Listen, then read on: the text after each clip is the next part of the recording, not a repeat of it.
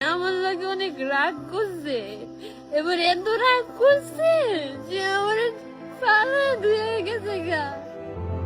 আমার স্বামী আমার সাথে একটু বেশি রাগ করেছে, এমনই রাগ করেছে যে আমাকে ছেড়েই চলে গেছে পরপারে। স্বামীর কবরের পাশে বসে মাটির দিকে তাকিয়ে কথাগুলো বলতে বলতে এভাবে অঝরে কাঁদছেন এক অভাগা স্ত্রী। যে মানুষটির হাত ধরে ভালোবেসে একদিন চাঁদকে ছুঁয়ে দেখার স্বপ্ন দেখেছিলেন, আজ ভাগ্যের নির্মম পরিহাসে তিনি দাঁড়িয়ে আছেন এক সীমাহীন শোকের সাগরে, যার কোনো কুল কিনারা নেই। শুনতে কোনো সিনেমা বা উপন্যাসের গল্প মনে হলেও সম্প্রতি সামাজিক যোগাযোগ মাধ্যমে ভাইরাল হওয়া একটি ভিডিও কাঁদিয়ে ছেড়েছে কোটি মানুষকে।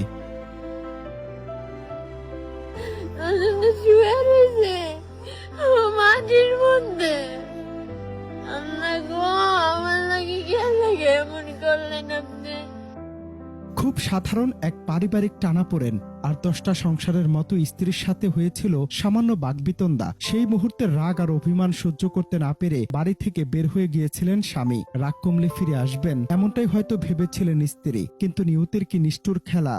সেই যে তিনি বের হলেন আর জীবিত ফিরলেন না, ফিরে এলো কেবল তার নিথর প্রাণহীন দেহ।